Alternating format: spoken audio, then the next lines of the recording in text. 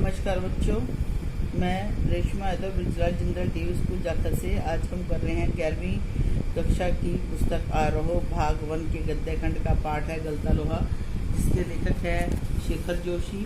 हिंदी साहित्य में नई कहानी आंदोलन के प्रमुख कहानीकार शेखर जोशी का जन्म सन 1932 ईस्वी में अल्मोड़ा उत्तराखंड में हुआ। 20वीं शताब्दी के छठे दशक के हिंदी साहित्य जगत में एक साथ कई युवा कहानीकारों ने अलग अलग ढंग की कहानियां लिखी। धीरे धीरे इन्हीं कहानियों से मिलती जुलती अनेक कहानियां लिखी जाने लगी, जिन्होंने हिंदी कहानी जगत को एक नया मोड़ दिया। इस मोड़ को नई कहानी आंदोलन की संज्ञा दी गई। शेखर जोशी की कहानियां भी नई कहानी आंदोलन के प्रगतिशील पक्ष का प्रतिनिधित्व करती हैं। इन्हीं कहानियों का आधार समाज का मेहनतकश और सुविधाहीन वर्ग है। इन्होंने अपनी कहानियों में अपने समकालीन जीवन की बहुविध विडंबनाओं को बड़े सहज ढंग से उकेरा है। बेटा, जो एक कहानी है वो है एक समाज की वर्ण व्यवस्था की, कि हमारे पुराने समय में हमारे समाज में जो वर्ण व्यवस्था थी, समाज 4 वर्णों में बटा हुआ था, उन समस्याओं को उजागर किया गया है। गलता लोहा समाज में जातिगत विभाजन पर कई कोणों से टिप्पणी करने वाली श्रेष्ठ कहानी है।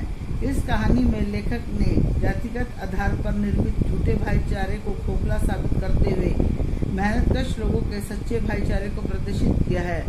इसमें मोहन जो है वो एक निर्धन पुरोहित जो है वंशीधर उनका बेटा है। पुरोहित अपनी प्रोताई से अपने परिवार का भरण पोषण करने में समर्थ नहीं है। उन्हें मोहन से बहुत आशाएं थी। मोहन बचपन से ही कुशाग्र बुद्धि का बालक था। स्कूल में मास्टर त्रिलोक सिंह का कहना था कि मोहन एक दिन बड़ा आदमी बनेगा और स्कूल का नाम रोशन करेगा। प्राइमरी स्कूल पास करने पर मिली छात्रवृत्ति ने मोहन को एक मेधावी छात्र सिद्ध कर दिया था। मोहन के पिता वंशीधर की आर्थिक इच्छा थी कि मोहन पढ़ लिख कर एक बड़ा आदमी बने। उन्होंने आगे की पढ़ाई करने का प्रयास शुरू कर दिया। आगे की पढ़ाई के लिए जो स्कूल था वह गांव से 4 मील दूर था। वो 2 मील की चढ़ाई के अलावा बरसात के मौसम में रास्ते में पड़ने वाली नदी की भी समस्या बहुत बड़ी थी। इन समस्याओं को देखते हुए मोहन के पिता ने नदी के पार के गांव में अपने एक यजमान के यहाँ मोहन का रहना तय किया। किंतु एक बार नदी में बाढ़ आने पर अपने बच्चे की कुशलता चाहने वाले वंशीधर जो थे वो मोहन को घर ले आए। इसके बाद वे निरंतर अपने पुत्र के भविष्य की चिंता करने लगे। एक दिन पुरोहित बिरादरी का एक युवक रमेश छुट्टियों में गांव आया हुआ था। वह लखनऊ में नौकरी करता था।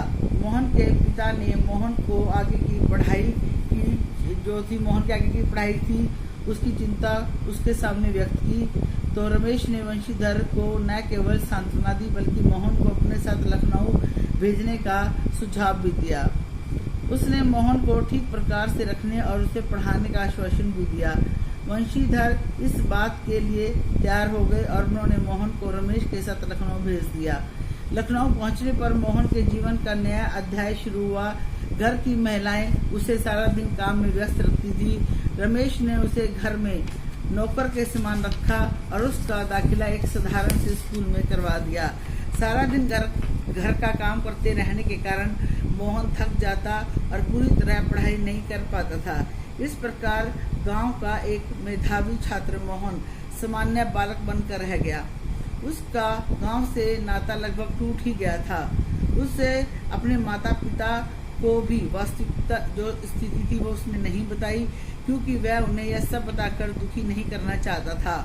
मोहन 8वीं कक्षा की पढ़ाई पूरी कर छुट्टियों में गांव आया हुआ था। जब वह वापस लखनऊ लौटा तो उसने अनुभव किया कि रमेश और उसके परिवार के सदस्य उसे आगे बढ़ाने के हक में नहीं हैं।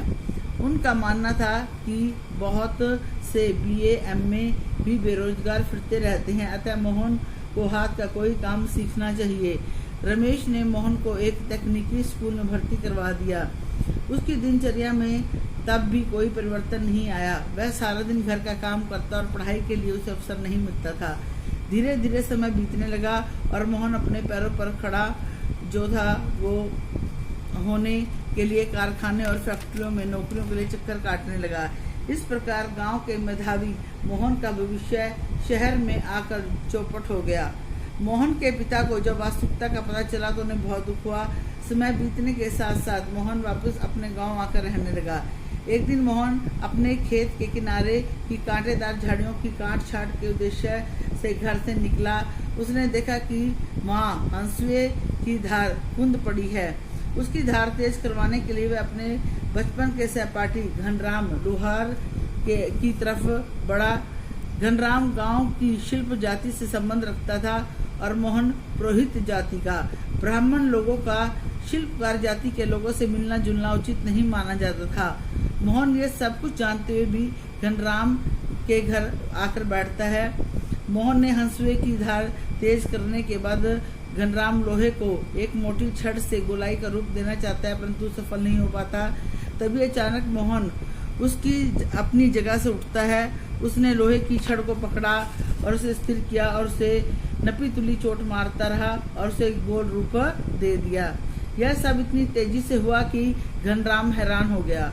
वह पुरोहित खानदान के एक युवक के भट्टी पर बैठकर हाथ डालने पर हैरान था। दूसरी ओर मोहन संतुष्ट भाव से अपने लोहे के गोले की त्रुटिहीन गोलाई को जांच रहा था। उसकी आंखों में एक सर्जक सी चमक थी और एक जातीय भेदभाव से कोसों दूर थी। बेटा ये था इस कहानी का सार। अब हम करते हैं पाठ से संबंधित अभ्यास के प्रश्न। पहला प्रश्न है, कहानी में उस प्रसंग का उल्लेख करें जिसमें किताबों की विद्या और घन चलाने की विद्या का जिक्र किया गया है। जब घनराम को 13 का पहाड़ा याद नहीं हुआ तो मास्टर त्रिलोक सिंह ने उसे थैले से 5-6 धारीदार जो थी वो दरातियाँ निकालकर धार लगाने के लिए पकड़ा दी। उनका सोचना था कि किताबों की विद्या का ताप लगने का जो सामर्थ्य है वो घनराम में नहीं है। जब घनराम हाथ पैर चलाने लायक हुआ तब उसके पिता ने उसे घन चलाने की विद्या सिखानी शुरू कर दी। दूसरा है, घनराम मोहन को अपना प्रतिद्वंदी क्यों नहीं समझता था। घनराम मोहन को अपना प्रतिद्वंदी इसलिए नहीं समझता था क्योंकि वह जानता था मोहन एक बुद्धिमान बालक है। वह मास्टर त्रिलोक सिंह के कहने पर ही उसे सजा देता है। घनराम मोहन के प्रति स्नेह और आदर का भाव रखता था। शायद उसका कारण यह भी था कि बचपन में उसके मन में जातिगत हीनता की भावना बिठा दी गई थी। तीसरा प्रश्न है, घनराम को मोहन के किस व्यवहार पर आश्चर्य हुआ। घनराम को मोहन के उस व्यवहार पर आश्चर्य होता है जब वह शिल्पकार टोले में जा पहुंचता है। मोहन जानबूझकर वहां गया था।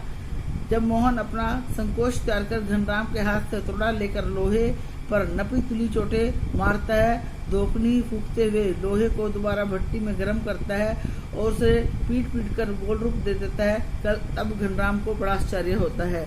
अगला है, मोहन के लखनऊ आने के बाद के समय को लेखक ने उसके जीवन का नया अध्याय क्यों कहा है। क्योंकि मोहन के लखनऊ आने के बाद के समय को लेखक ने उसे उसके जीवन का अध्याय इसलिए कहा है क्योंकि इसके बाद उसका जीवन जो था एक बंधी बंधाई लकीर पर चलने लगा था। उसके जैसा जो कुशाग्र बुद्धि बालक था वो पढ़ भी नहीं पाया आगे और मेहनत का काम करने लगा और वह एक शिल्पकार की तरह बनकर रह गया।